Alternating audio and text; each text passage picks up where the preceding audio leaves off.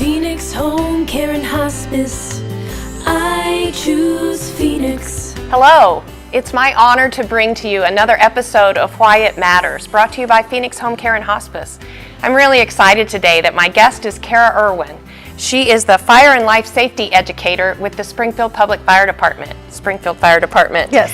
So Kara, I'm really excited to have you here today. I know that our viewers, we look at the fire department as something that we hope we never need. And we think about the fire department as something that comes and puts out fires. But it's so much more than that. So tell me an example of how the fire department can help me when I'm not in crisis. Sure, we are constantly out in the community trying to do things to prevent the need for us to be there on your worst day.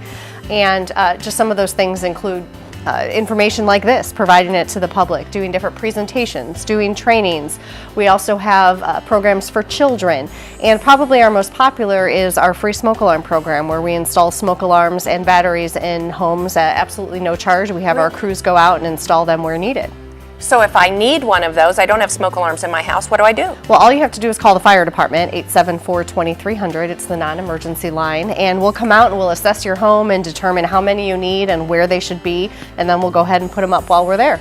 Wow, that would be so useful for a lot of our clients in Phoenix Home Care. Absolutely, and a lot of people don't realize that even if they have one, that's probably not enough, and so it's great to have the crew come out there and take a look and say, you know, actually we should probably add one here, or we need to put them in the bedrooms, or maybe we need to move this one further away from the kitchen so it's not constantly going off, and just give people some ideas for how to make them the most effective. My kids know dinner's done when the smoke alarm goes off in my house, so we probably need to call you. Yes, it's probably a little close to the kitchen. It's a good sign that we probably need to move it a little further away. That's awesome.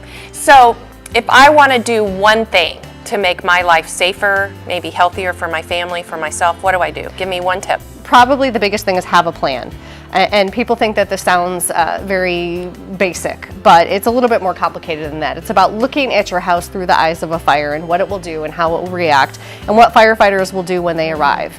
And so you need to decide with your family who's getting out immediately, who's going to be in charge of letting the others in the home know that there's a fire, if they need help getting out, if you have parents that are seniors with mobility issues or little children in the home, they might need assistance getting out. Who's going to go outside and immediately call the fire department, where you're going to meet once you get outside. You need to look at your house for things like, do I have two ways out of every room? And not just do I have a way to get out, but do I know how to get out? Can I get to it? Is it accessible? Or do I have piles of clothing in front of it? Or, you know, am I going to be able to open the window in an emergency? Things like that. You need to think it through ahead of time and not just plan. Never thought about it. Yep, you have to, and not just think about it, but actually walk around, make a mental note, and then talk about it with your family. My husband and I just did this, well, we do it regularly, where we look at things and say, okay, I'm going to get out right away and call the fire department while you get the kids and meet outside at the family meeting spot. Everyone has to have a different plan. So have a plan. Yep. All right, I never would have thought about that. Yeah.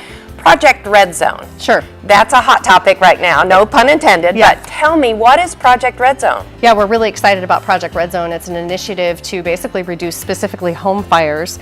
And the first project of Project Red Zone is to get as many smoke alarms installed in our highest risk areas in Springfield as we possibly can. And these include City Council Zones 1 and 2. These tend to be our highest fire risks.